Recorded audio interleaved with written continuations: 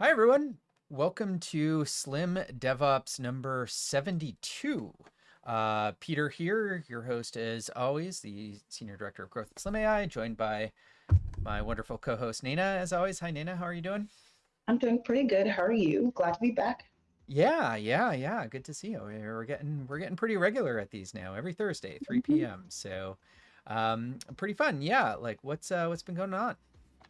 Yeah, I'm trying to think what I've been up to. Oh, yeah, I'm really close to launching the brand new Nginx guide for hardening Nginx container image. So that'll be pretty exciting to get out there. Cool. Also, been doing a little bit of writing friction logs, conducting some developer experience UX audits on the platform to see how we can improve it. What about you? Cool. What have you? Yeah, well, I will admit that I am a really big NCAA basketball fan. And so while I have been working, it sounds like you're working really hard. I've been working hard as well.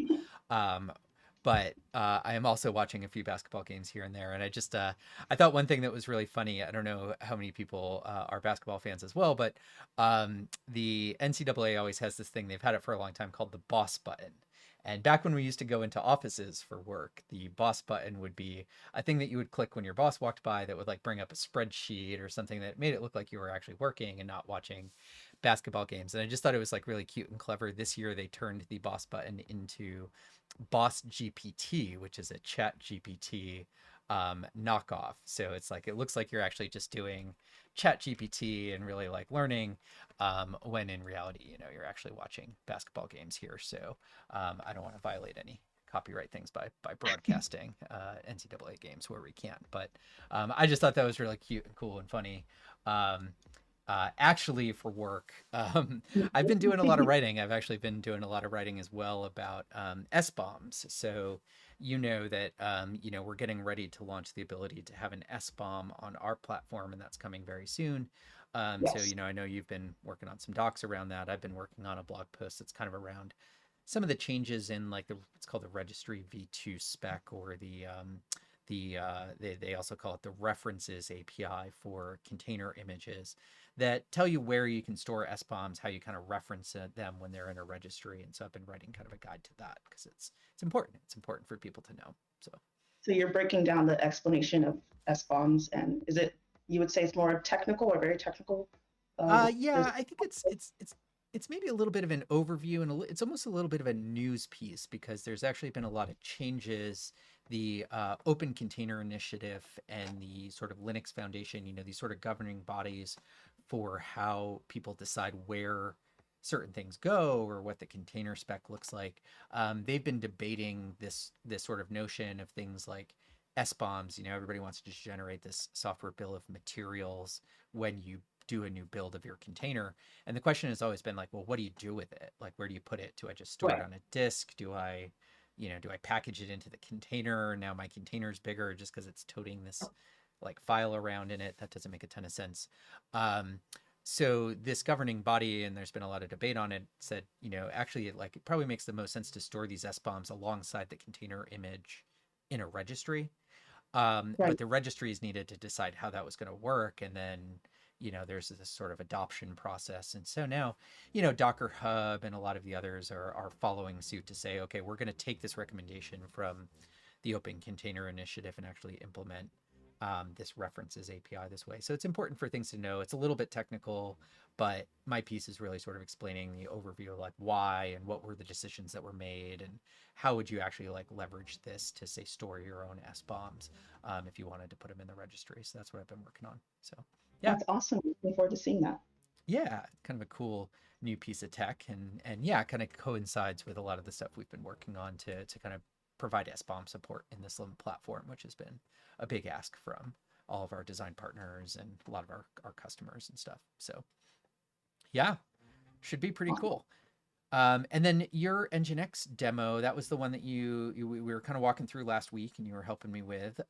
Is that going to go live is that going to be on the Slim.AI website, or is that going to be somewhere else? Like, where are you going to kind of put that and show that off? Yeah, it's going to be on the website and also just going to make sure that people find out about it. So I'll definitely be talking more about that on LinkedIn and Twitter and getting people excited to learn more about how you can actually flow through that whole process. And yeah, so it'll be cool. Cool. So, what are we going to be talking about today?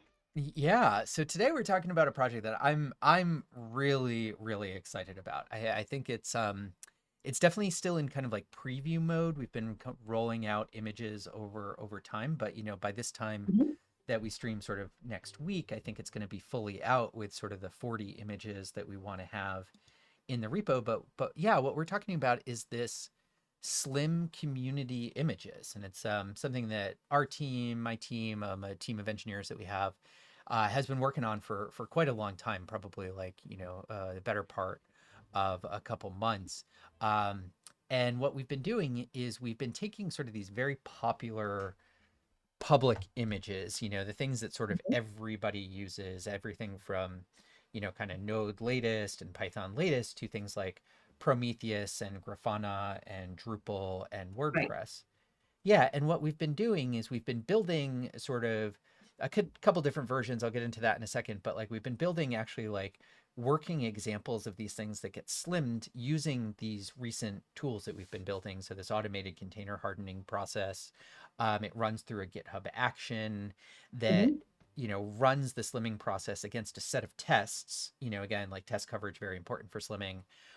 So we've written tests for these images, which I'll share, and so we spin up the original image, run a suite of tests against it with the instrumented container to say, okay, let's collect all this information about what needs to be running in this container and what doesn't. And then we run it through this hardening process that we have to create a smaller yet functionally equivalent version. Then we retest it again using the same set of tests to say, Awesome. okay, this container is running. Yeah, and we did kind of Nice. two flavors of them. We did these hello world examples and these standalone applications. So the hello world examples you can think of as, these are sort of like the starter kit, very similar to the starter kits that we have on the Slim.AI site, but they're meant to be sort of like a hello world thing where, you can kind of like, if you program in one of these languages, you can kind of drop into this image, see the results. Here I'm looking at the Rust one, say, okay, so slimming this hello world image takes a 1.4 gigabyte Rust latest image and makes it into a 7.2 gigabyte image. Oh, that's But then amazing. you could kind of like drag and drop your code, say, here we have the main.rs. That's like how you always write Rust code. I haven't looked at Yeah, Rust in a while, but this is kind of fun. Um, and you me can either. see here that, yeah, just a really simple hello world app, right? That's all this thing does. It calls in, these kind of standard libraries. And then, this is hello world for Rust, right? So if you're a Rust programmer, you could basically replace this main.rs with whatever your application code is, along with updating, your cargo file, which is basically the requirements file or the Yeah. dependencies file, run it through this same process, even update our tests. In this case, we're using a Newman test. Here you can see that just really goes and does like a postman check for hello world. Um, Hmm. and you'll have similar results. Your hardened image won't be as small, obviously, because your application is going to be bigger than just hello world, but you can kind of use it to be a starting point for whatever you're programming in. The And then, standalone image, yeah, go ahead. yeah, I was just going to ask about the difference between the Hello World example you just showed and then this standalone selection. Yeah, so the standalone images are the same idea. It runs through the same process with this with again, a suite of tests that's built for that image. But you can use these just as regular apps. So this Redis one is the Redis container that, normally in an application build, you need a Redis database. You just pull, whatever Redis latest and you say, okay, use that as my database with some configuration.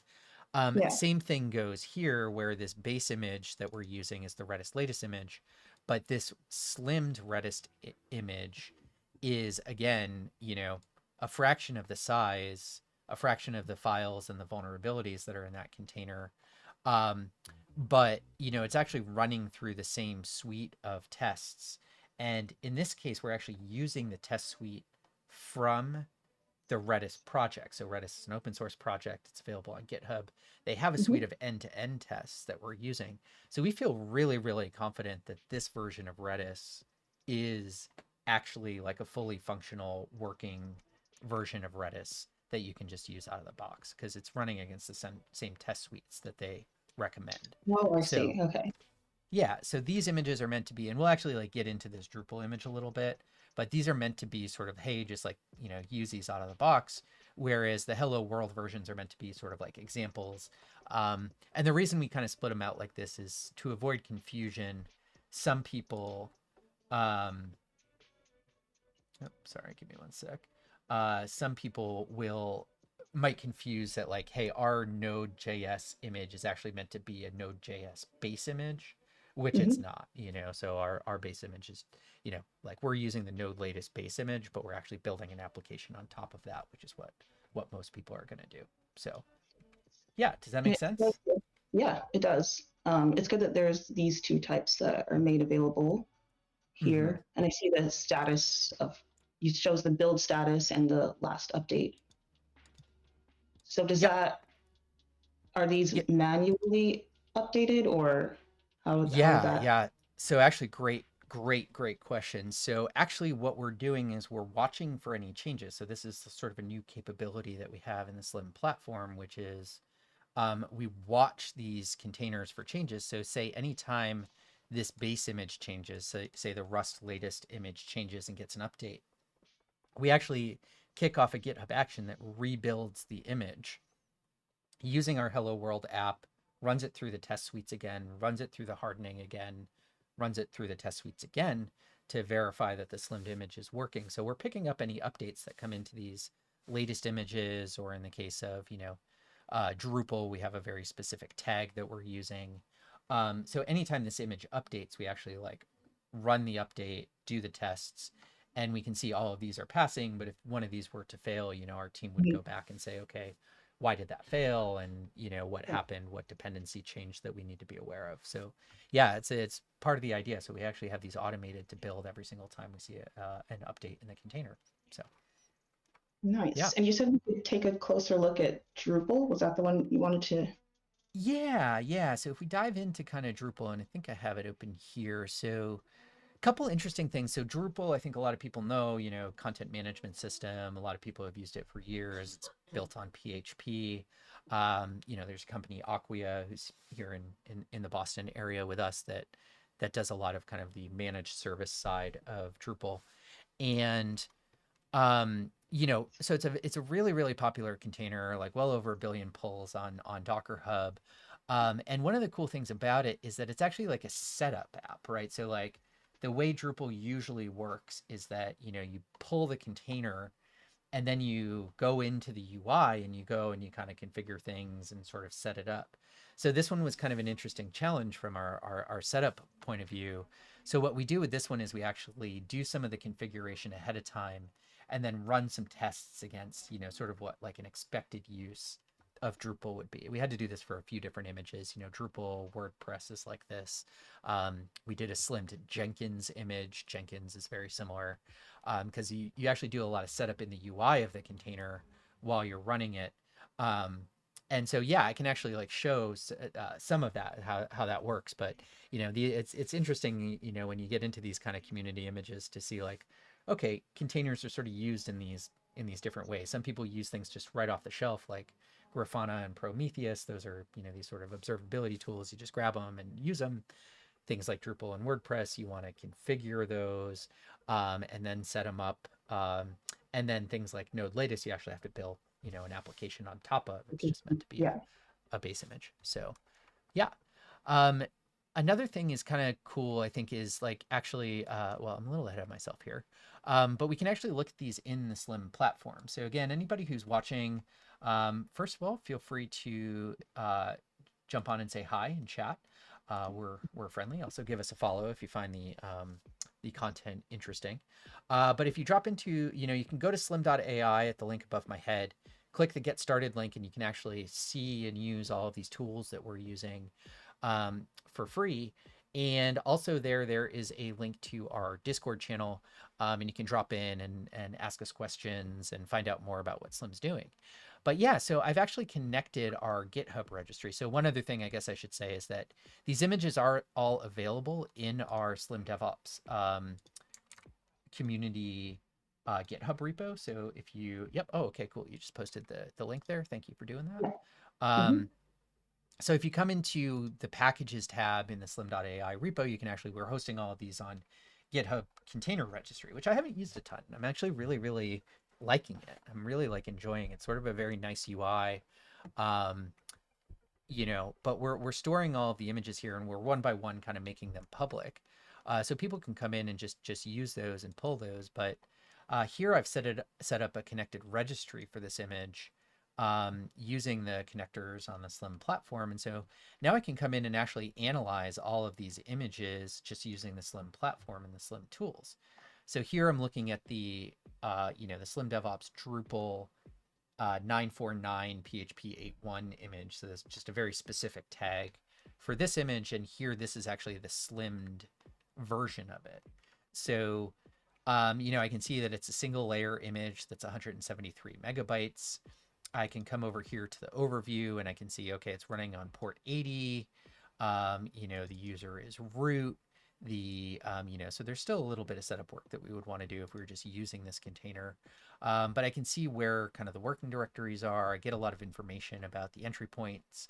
Um, but a few interesting things is like in this Slim image, right, there are no shells, right? So I don't have a shell that I can go into this container and interact with. We've decided during the slimming process, those shells aren't necessary to run this image. So they've been removed. So that's just like a thing to know. Like this image is meant to be a kind of production grade image, not something that you're going to kind of tool around on in dev per se. Um, Does but shell get removed during the slimming process? Is that what that is? exactly. Yep, exactly right. So yeah, so we're running the container image, we're running the set of tests against it, and we say, okay, like what needs to be in this container, what doesn't. Usually you don't need shells and containers. They're a development tool, right? Like they're something that you would use to go in and run your own manual commands as you're doing development. The binaries that need to run in the container usually don't need the shell in order to be able to do that. So um, yeah, so that's that. We do get a bunch of information. Some of this information is useful for things like using our platform and hardening. So there's a few extra labels that are in there. But we can see this is how you would kind of go and pull this image, and all of that. And we can go see a bunch of other stuff. We can also click over here to see, okay, we've actually like reduced this container image just down to one vulnerability, which is pretty good. Awesome. Like we only have this one, yeah, sort of symphony related attack that is still available in this container. So okay, that's a pretty good result for us, and we'll kind of look into that a little bit later.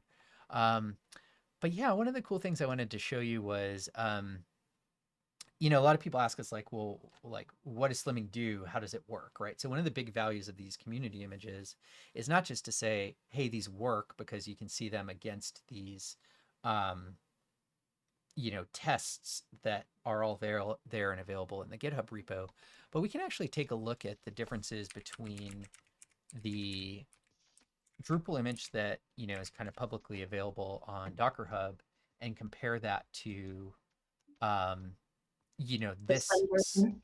slimmed image, right? So and so one thing I might do though is I might just uh, try to match the PHP versions, though I might just grab the latest one. So let's just see actually what the difference between these two things is. So if we compare latest to this PHP image, we can get some sense of what's changed from the image. So we see that the Docker Hub one, which again is meant to be a development image. It's meant to be something that you kind of do the setup on. It should be fully figured. It should have this, like fully, have all the dev tools that it needs and all of this kind of stuff.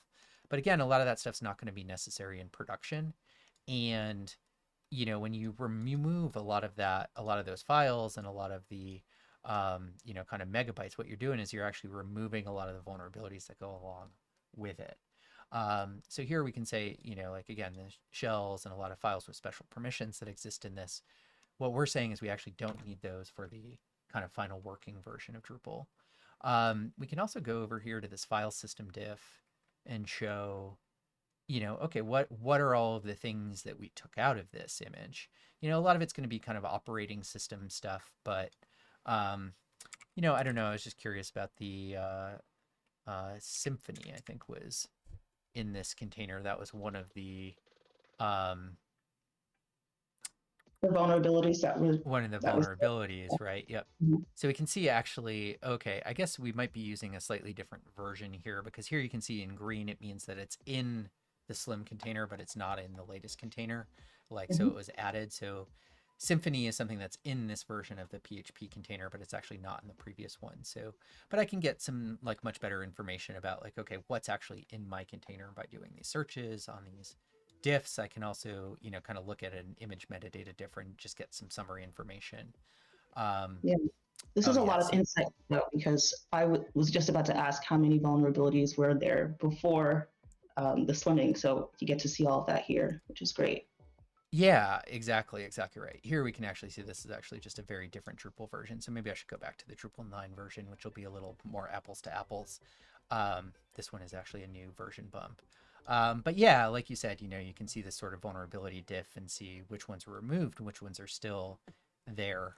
So it looks like this one is still there, but it's actually disputed. It's a libc vulnerability.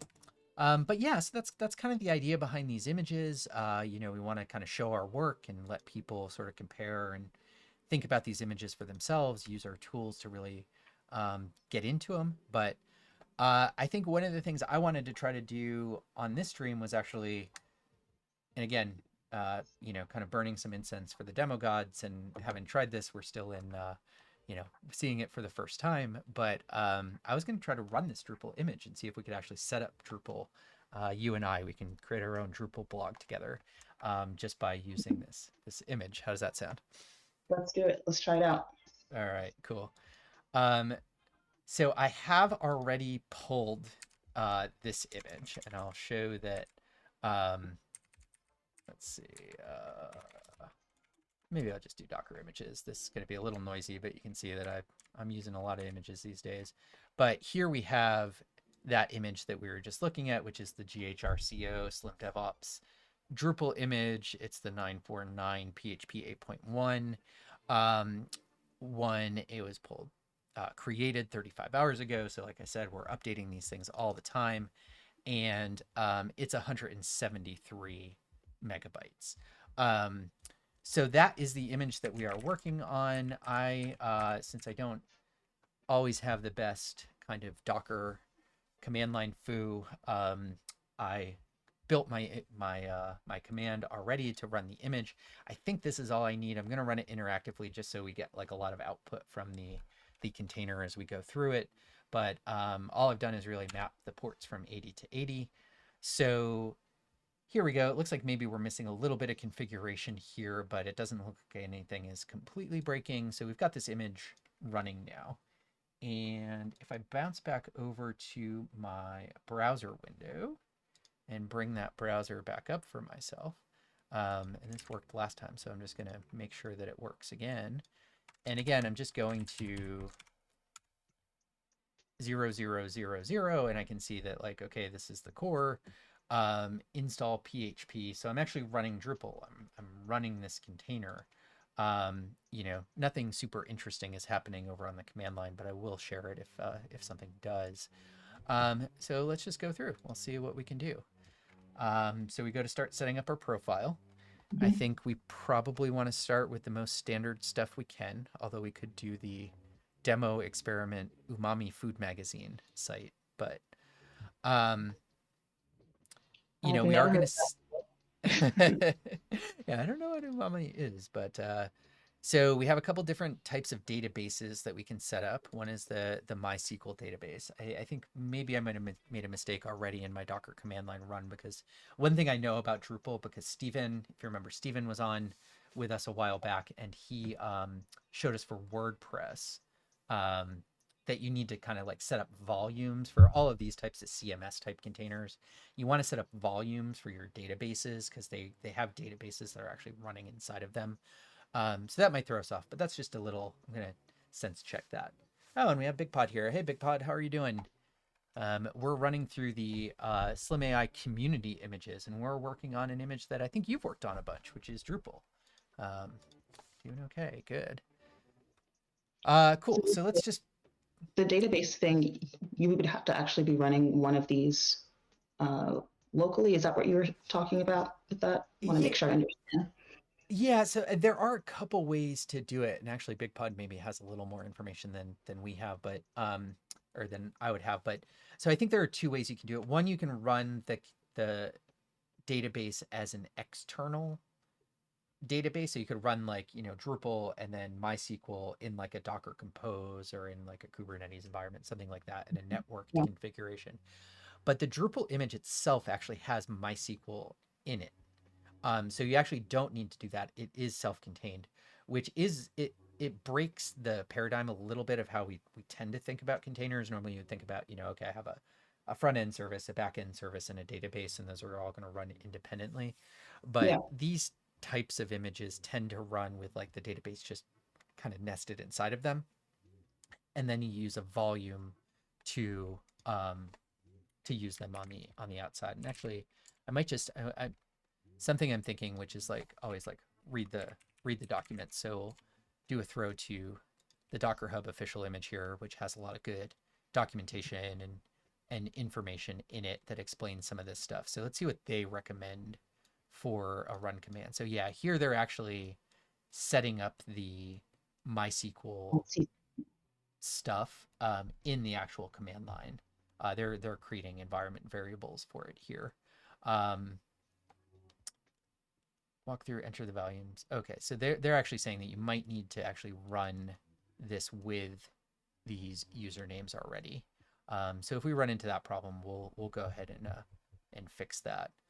This is getting to the kind of the volumes part that I was talking about, which is it probably helps to set up some volumes because otherwise we'll sort of like lose all of the data that we put in.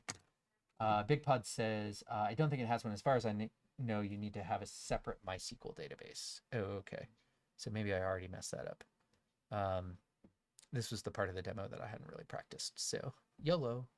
All right. So MySQL So this could network. run.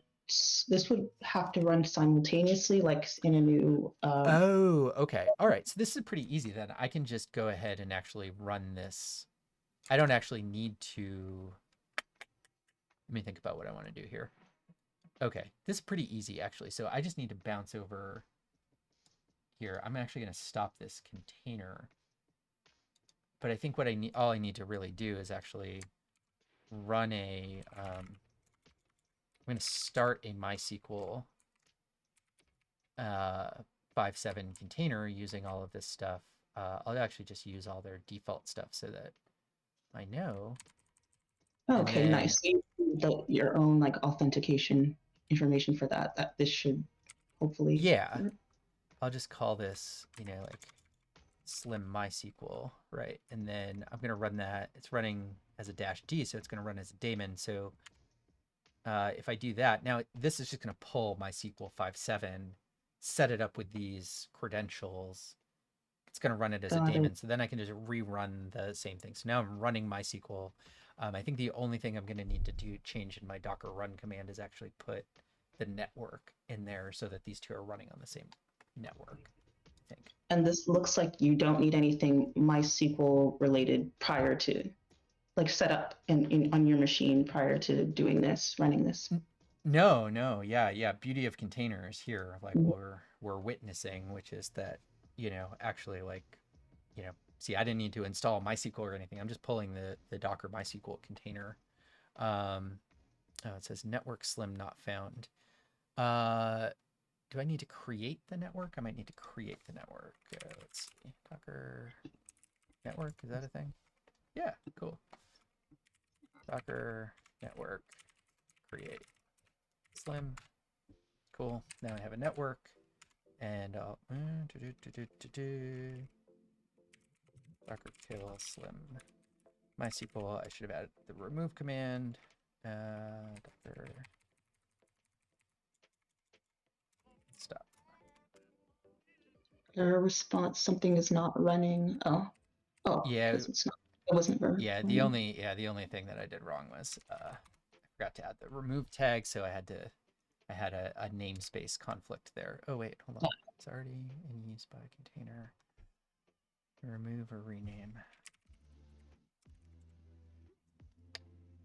Eh. Okay, so this one is still running. So Docker stop. I learned this from Joe the other day that actually, yeah, you don't actually need to. I've been like always copying these container IDs, and I found out you actually don't need to do that. You only need to type like enough that it's a unique name. So in this Oh, case, like really? FE3. Yeah, yeah, time saver, right? Oh, Yeah. It's nice. the fun part about working in Docker is like everybody has these like cool little tricks that you're like learning all the time. I'm sure BigPod has a ton of them too. So, And you did um, Docker stop instead of Docker kill, or I think that's what you did. Yeah. yeah, I might need to remove it. Maybe Docker remove. Yeah, what is that? FE3. Okay. Docker PS minus A. All right. Yeah, it looks like hopefully I got rid of that one. Should probably just kill all of So these, but um, technically even the ID is just 12 characters for a longer ID. Yeah. That part I knew. I always thought you needed like that full container ID when you were kind of getting rid of stuff. So, all right, let's try running this one more time. Now we have our network slim. We have this. Okay, so that container is running. We docker ps and show that that container is running. So now I have cool. MySQL running, and it's with those passwords. Okay. Hat tip to the Docker Hub Drupal team for having sweet, awesome documentation. Um, Now the only thing I need to do with this one is add network slim, and then that should run. Okay, cool. All right. Who thinks I actually did everything correct? I don't know. We'll find out. Okay, cool. So probably should have read all the documentation, but here we go. Uh, It was pretty cool to go through it live. yeah, I'm gonna open this aside too and take a look at this. It's pretty interesting. yeah, yeah. I'm not doing anything with volumes. I could do that. That would be indicative. I guess if we really wanted to do like a Docker compose or a Drupal example at some point, I really just wanted to kind of show that these container images work. But let me try seeing if I'm just gonna let's see, because this was from the previous one. So let me rerun this container because it's probably got something new in it. So, okay. I'm going to start with English. Okay. We're going to do the standard install. Yep. We're going to go find our database name, which again is just the same one that's in all of the Docker desktop stuff, which is database is Drupal, user is user, password is Password. password. As Martin would always say, my password is test. We're not going to do any of the advanced options, I don't think.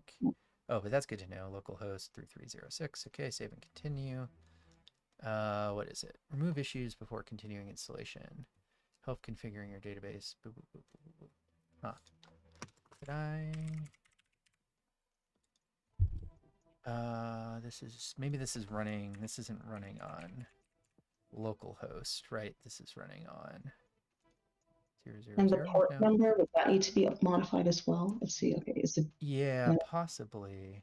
Let me see if I can figure out where my MySQL is running.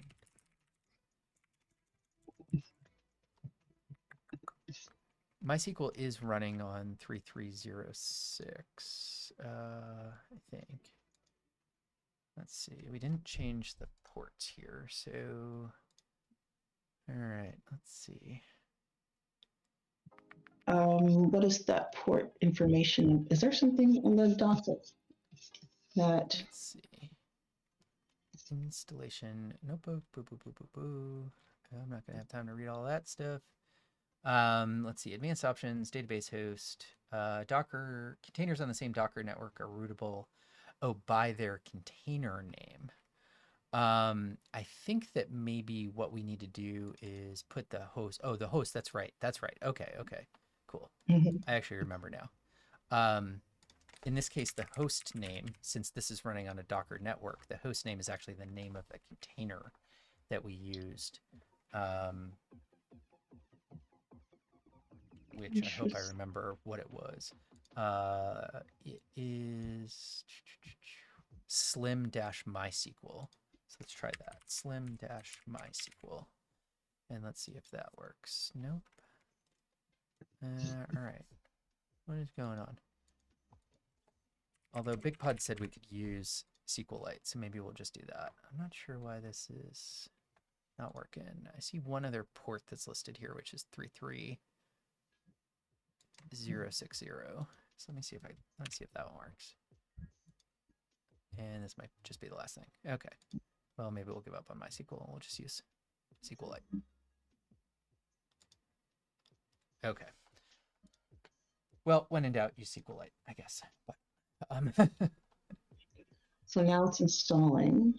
yeah, so it's installing Drupal, and doing everything that it needs to do to run.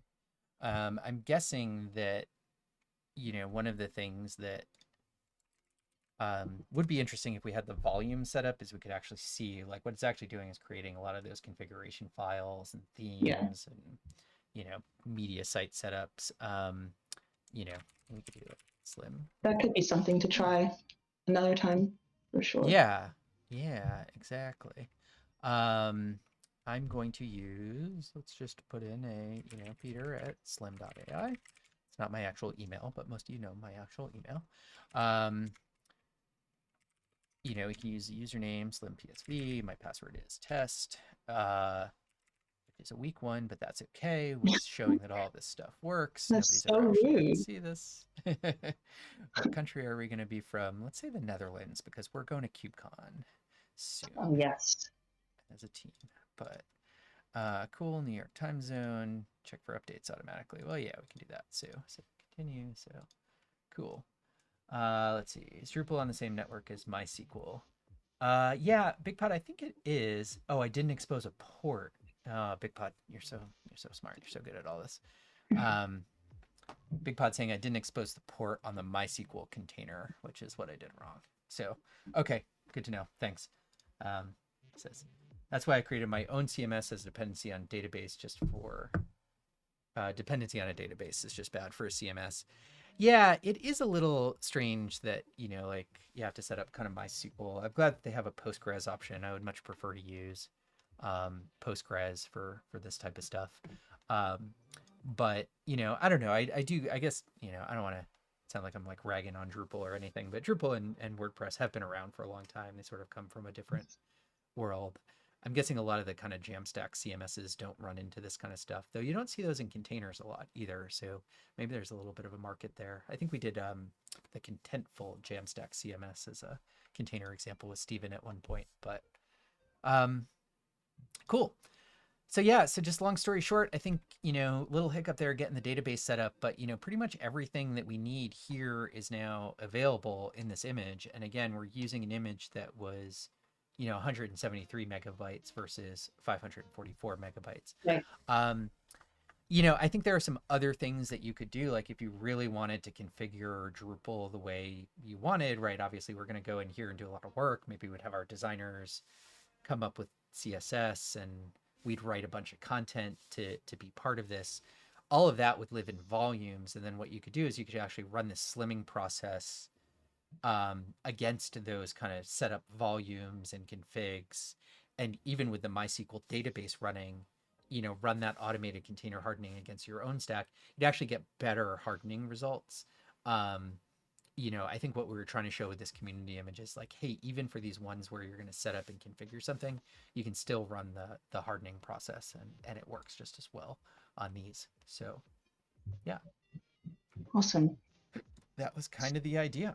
And that is what we have going on. So yeah, big pot of curious about your CMS and if you had a similar experience with Drupal, if you were able to get sort of all of those things working. I know you were working on a bunch of Drupal images, but yeah, I don't know. I guess the other thing I'll say about the community images is we have a bunch more coming. So, I think we're going to finish at about 40. So we're going to have a whole bunch of those Hello World examples. We're going to have a whole bunch of these kind of standalone images we continue to add. And so if people have images that they want to see part of the community images, one, the repo's open. We're taking PRs. You're welcome to suggest or open an issue with a request for an image. We can take that on. Or you can drop into our Discord. Again, the link's at Slim.AI above, and let us know which community images you want to see. But That's a good point. Yeah. Feedback on that for what they prefer would be good to do. cool. All right. Well, sounds good. Well, that was everything that I wanted to share. If people have questions, again, feel free to pop them into the chat. Um, Otherwise, we can start to wrap up. I do have something that I am pretty excited to share, which is something that we have coming soon, which is our live stream next step. So I'm going to share something very quickly, which is how do I do this? I will just bring this up real quick. That's you and I. So next week, we are going to be joined by Captain Corsair himself, Nuno De Carmo, who is just a really awesome person. And I don't know, have you watched his live streams before or any of his kind of YouTube videos and stuff like that? He's really engaging. He's really like a fun person to watch. That's going to be awesome. I'm excited for that one. And then what's after that? What's coming up? So, and then after that, the following week on the 30th, we're going to be joined by Raw Code. Yeah, a friend of the podcast, David Flanagan, who runs the awesome Raw Code Academy, and our own Yvonne Velichko is going to be joining us. And we haven't actually had Ivan on stream before.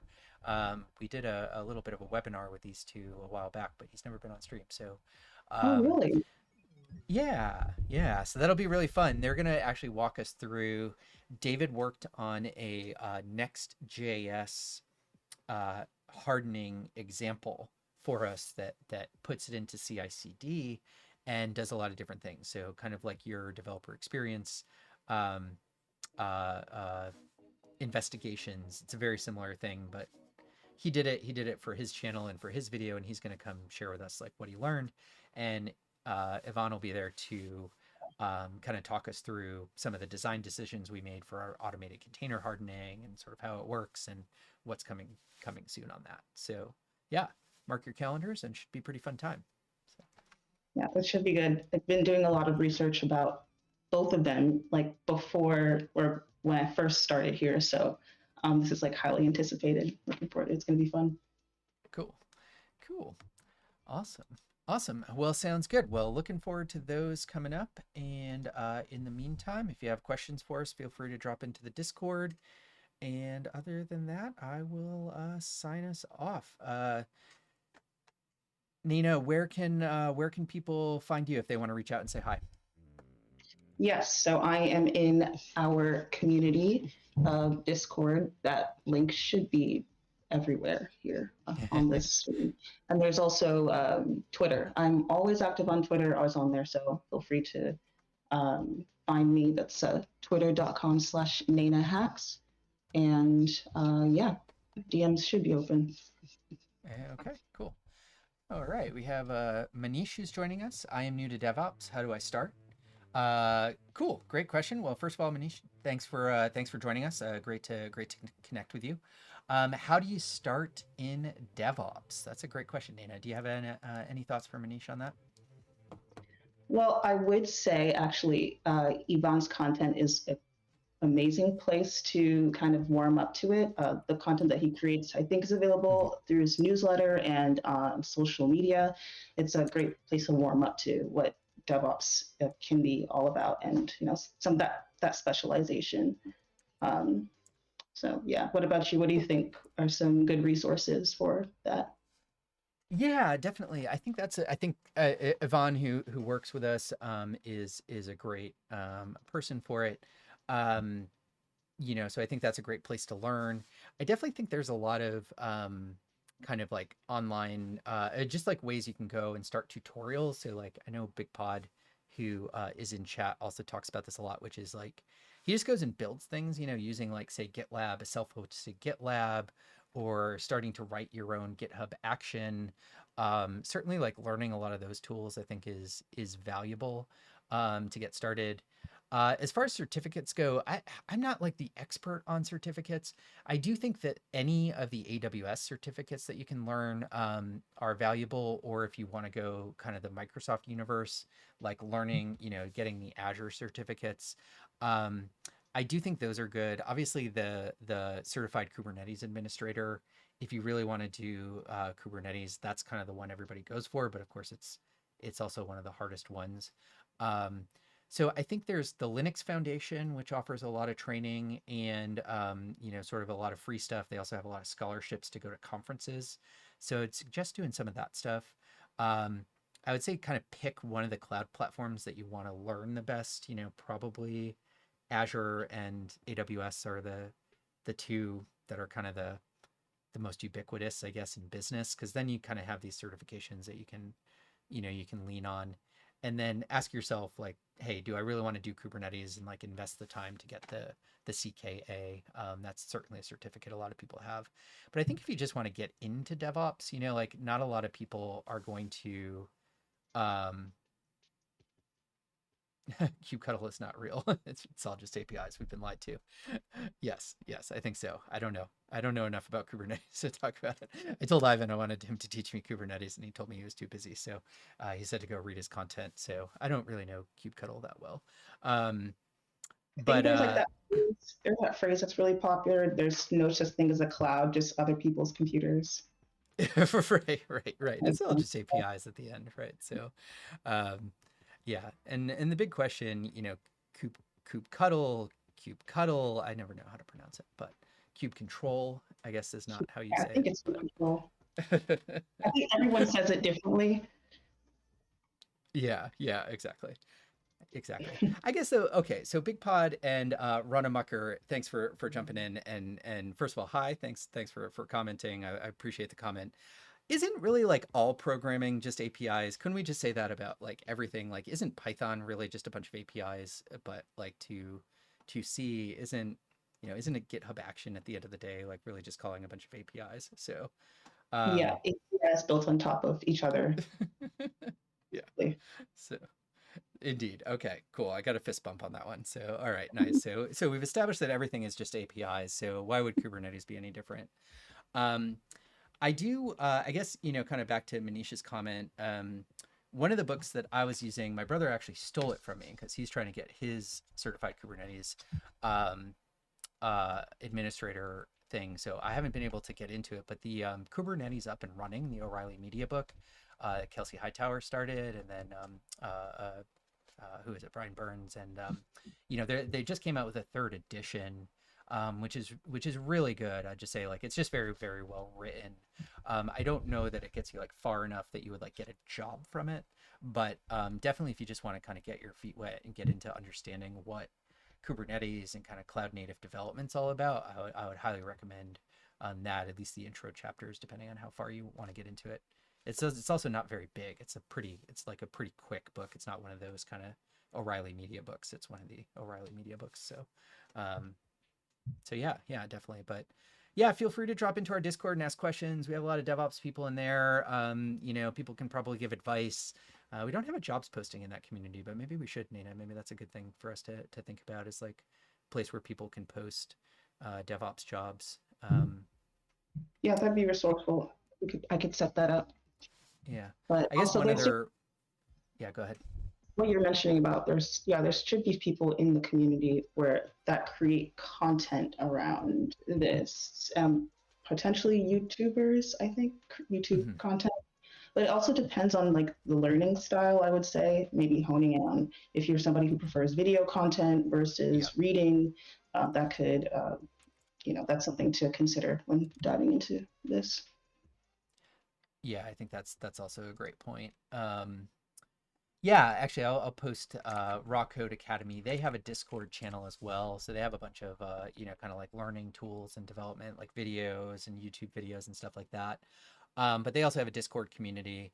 I think if you're looking for jobs in the cloud native space, the CNCF has a Slack channel. So the CNCF.io, which is the Cloud Native Computing Foundation, part of the Linux Foundation, they have a Slack channel, and there's a lot of people who are posting DevOps jobs in that channel. There's also DevOps.com has this like humongous Slack channel. There's like 30,000 people in it. You're probably already in that though. So a lot of good resources out there, but definitely plus one to getting into DevOps. I think it's a good thing. It's kind of where a lot of people are going. If you like doing kind of back end engineering and you like infrastructure, a lot of jobs out there, a big need for it these days. So, and I guess I might also say like learn some security stuff. Like a lot of DevOps is going towards DevSecOps, and make sure you kind of study up on that because that's a really good and growing field. There's a huge shortage of kind of talent in that space. So if you can learn some of the security, how you have a good security posture, and what sort of the current norms in cloud native security are, that's a good thing to do. So Also, conferences. That's a good source of education, I would say, if possible, if you can attend a few. Do you have any recommendations for conferences, Peter? yeah, well, I think I do think like the local it's hard for people to travel, right? Like I mean, I think like we get a little spoiled in that like we have the kind of we'll sponsor certain events and then we'll like go fly to some fun place to go do something. But I do think the local events are really really good. So there's been all of the DevOps days events. They're small, Right, but right. they're good. So if you have one of those that's local, I would suggest going to those. Even things like community meetups or cloud native or what is it Kubernetes community days, those types of small events I think are really really good. The big ones are great, but they're kind of overwhelming. They're expensive to get to. It's really hard to get kind of put together all the travel budget and all that stuff that you need to get over to those.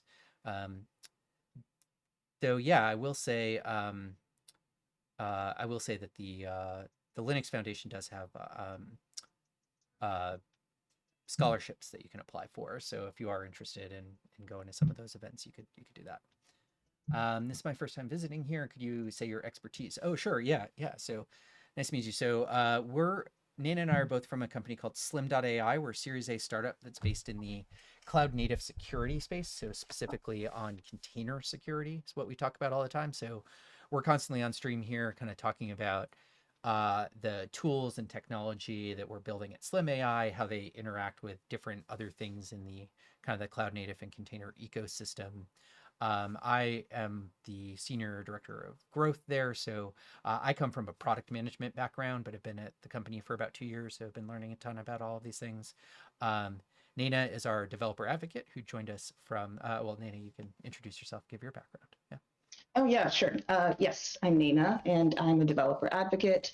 Most of my background is in software engineering, so I would say started off full stack and then front end, and so now we're like coming full circle with diving into the infrastructure space. But I'm not necessarily focused on coding as much as I am creating content and yeah, and also engaging with the community, growing our community around the product, a few different things, but and of course this live streaming, breaking things, figuring out how to fix them. So yeah. Yeah, yeah. Nana's a pro now. So yeah, Manish, what's your background? Are you a student? Are you what do you do? Are you a coder? Or what kind of stuff do you code, and what kind of stuff are you trying to get into? Let us know. So um, yeah, and for anybody else that's watching, feel free to jump in with your questions. We've got some more time. We kind of ran through what we were gonna look at with our community images. So feel free to ask questions if you enjoy the content. If you like us, we stream every Thursday at this same time, 3 p.m. Eastern time in the U.S. Um, and so give us a follow. Like I said, feel free to drop into our Discord. Ah, you're a PHP developer. Okay, cool. So you probably could have helped us out with some of that Drupal stuff that we were looking at. So, yeah, I don't know PHP super well. Laravel. Yeah, Laravel is really cool. I haven't gotten into Laravel too much. There's a lot of like Laravel containers. Nina, have you used Laravel at all? I have not, but maybe I should. Maybe look at Yeah, that. yeah. Yeah, cool. Pursuing DevOps in Laravel. Yeah, Laravel's got like some really cool. It's kind of got like a little bit of a middle ground between kind of like web development and it's sort of a little. I don't know. Manish, tell me if this is true or not. I think of Laravel as being like a little more cloud native friendly, like a little more kind of like forward thinking. It's sort of like the next iteration of PHP. It's like the next generation of PHP. Maybe I'm not right about that, but I'm looking at the website right now. PHP for web artisans. That's pretty cool. Yeah, So maybe it's more of a front endy thing. But yeah. yeah, I So feel like I see a PHP lot of websites and web apps yeah, yeah. based on Symfony. Were we just looking at Symfony related things? We Um, were, yeah. That was one of the vulnerabilities that we found in the Drupal container. Cool. Oh, and Runamucker. Okay, former sysadmin, now DevOps here. Okay, cool. So you made the transition from sysadmin to DevOps. So you're sort of like the old school, yeah. Okay, based on the MVC framework, right? So yeah, Laravel's pretty cool. So yeah, Runamucker, what was your transition into DevOps and how did that go? Did you get certificates? I'm curious. Like I don't actually come from that world. It feels like you made that sort of transition from sort of the old school sysadmin world into this kind of new modern sort of DevOps approach. So I'm kind of curious what that looked like for you. But it's cool. I guess yeah, and Manish, I don't know. I'm not sure about PHP. I haven't seen a ton of like PHP. I know that, I don't know, at least the kind of common recommendation for getting into DevOps is to learn Python. Isn't that far of a cry from PHP. Just there's a lot of kind of scripting and kind of, like infrastructure as code type stuff that you do with Python. Um, I don't know if that's useful to you or not. And I don't even know how true that is. I think a lot of people are writing still bash shell scripts or YAML files that feed configurations and stuff like that. So I don't know that it's a requirement to know Python to get into it, but that is kind of the most common language that people talk about. So yeah. And again, if other people have questions or just want to introduce themselves, feel free to say hi. Um, yeah, those are what good kind of questions. what kind of DevOps work were you doing as a either a full stack or a front end developer? Like how far back in the stack did you get? Were you like working on containers? Were you working on infrastructure type stuff, or did you kind of keep that stuff in someone else's bucket and you sort of tried to focus on the application code? I focus a lot more on the application code, and I think in my experience, the people who were DevOps focused were on completely different teams. Mm-hmm. So we didn't always have a lot of insight into what was going on. Well, we did know when things were breaking, and of course, Mm-hmm. like when it comes to triaging in production or in testing environments, there are certain instructions that you can make available. That we can try to educate each other on. Mm-hmm. Um, as it relates to managing containers and pods, but it wasn't too deep. So now that I've been here and diving into that more, it's a lot more education, learning a lot more about that side. Cool. Yeah, yeah. Everything's fine until something breaks, right? And then you actually have to have a conversation. That's sort of DevOps in a nutshell, right? Let's have those conversations more frequently and in a better way. Um, Exactly. Runnemucker says, yeah, certs might have been a better avenue to take. The transition I made was mostly just a lot of late nights getting my hands dirty. Yeah, yeah, I think that's common. I think that's good advice too for Manish.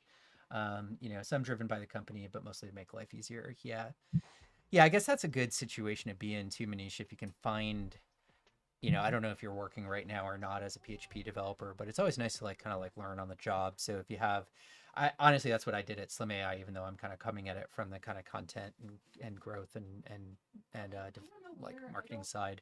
Um, I had to write about all of the stuff that we're doing with our open source project, Slim Toolkit, and the product that we were building. So I just had to learn a lot about containers, and yeah, it was like a lot of late nights, a lot of different things. So yeah, I mean, I would say like see if you can go to the DevOps teams if you're really interested in it. Say like I'm sure they're always looking for help. So see if you can volunteer yourself for a project. Even if it's something small that you can kind of like learn on your own, and then you have something that you can show for it.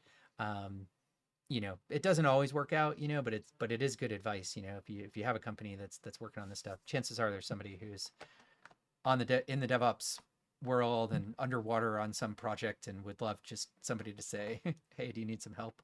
I can help.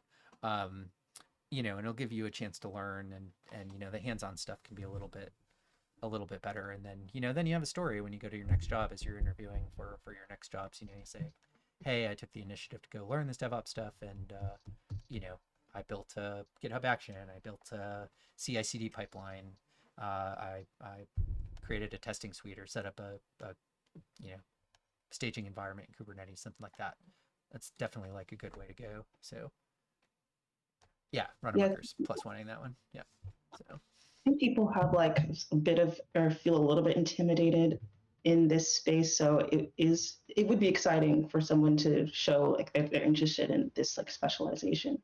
So yeah, yeah, definitely. And I think I think you start small, find a mentor too. That's always a good thing to do. Like, you know, like if somebody's, like Runnemucker saying, like if somebody's willing to take you under wing, like that's a great way to learn. So, how is DevOps different from QA? Yeah, DevOps definitely different than QA. I mean, I think like it's like the application development is all the way, over here on the left. You kind of get QAs down in the same area of the software development lifecycle where DevOps is. But DevOps is it's ultimately kind of about scale and like speed of developer velocity. Like how fast can you make cycles happen, whereas QA is a little bit like let's make sure nothing breaks, let's make sure everything works the way we want it to work. So I think they work hand in hand, but I see them as being very different roles. I'm not sure if that's the same in everybody's company. Maybe people can share. I don't know, Nana, how did you guys split up kind of QA and DevOps in some of your previous roles? yeah, with QA, I mean, yeah, later on in the development cycle of, okay, I think this application is functioning the way that we want it to. Now we're going to pass it off to a quality assurance engineer, and they'll run like maybe regression tests to make sure that like when you click the thing, it does what it's supposed to do, or, different, yeah, making sure that things are not broken. And for any new changes that you apply to the application, no former things that were working are things that were working before are still working after any other updates. So like no side Mm-hmm. effects. But Mm-hmm. yeah, they're always running different types of tests using different software to identify any like bugs and stuff like that. Mm-hmm. Mm-hmm. Yeah, and actually, I'll post this one thing in chat. I don't know how useful this is going to be for you all, but we were just on this stream we were talking about these community images that we're working on, and I just happen to have this like PHP one that is handy. I'll kind of share my screen real quick. Um, and so this was built by our team, and you can see there's some test results here. So in this CI/CD pipeline, this is a GitHub action. Um, you can see there's actually sort of these test suites that run at different stages, and you can kind of go in and see what those actual tests are. And feel free to look through this. It's like maybe a good starting point for you. But we run these tests at different stages. So, like a very succinct way of showing the difference is, DevOps is going to be the one that's building this action. QA is going to be the one who's writing this test, right? So like that's how they are going to interact. Oh, sorry, those are actually just the results that I downloaded. I don't even know what that is. Um, but I do think that there's a lot more maybe interesting work. I'm guessing that Runnemucker will agree with this. That like DevOps is kind of it's fun, it's exciting. There's like you're building kind of new stuff all the time. You're learning new stuff all the time. Whereas I think QA can be a little like it's kind of like rinse and repeat, this kind of action. So yeah, Runnemucker says yes, exactly. And he says, that's the worst part. Don't look down, or sometimes don't look up. I think he's talking about the volunteering yourself for for active duty there in the DevOps team. Sometimes it's can be a little harrowing. Um, but yeah, cool. So Manisha, I hope that's useful. So yeah, you say, okay, I have a good understanding of Terraform, Oh wow. AWS resource management, would like to help if needed. Okay, cool.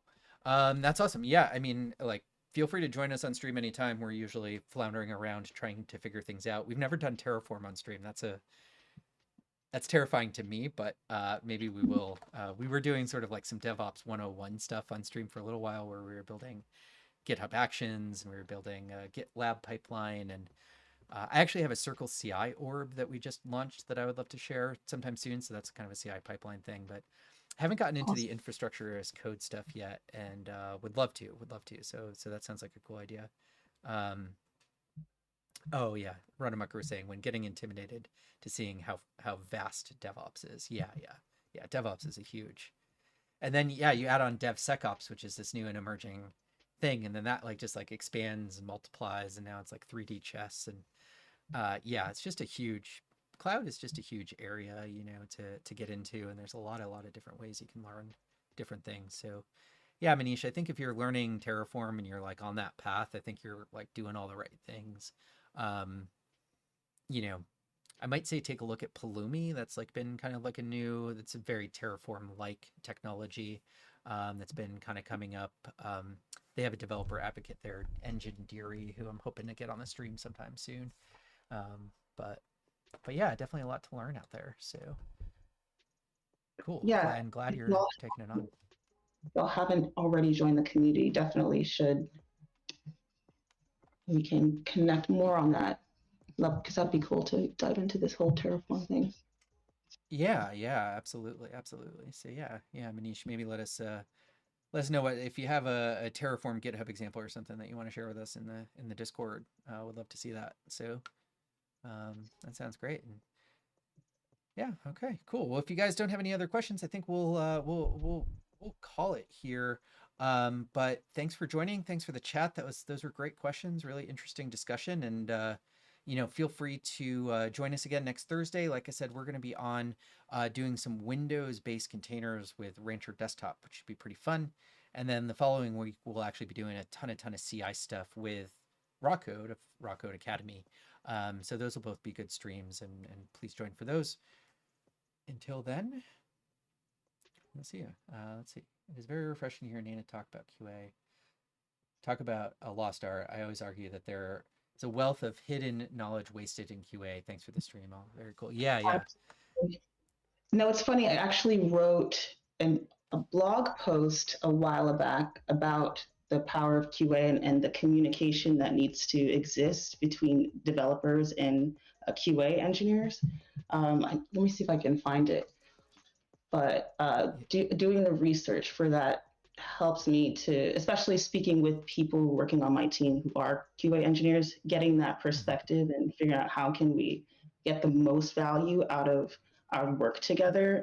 It was pretty cool to learn more about that. But I'll see if I can Google search myself and see what we come up with the article. Awesome.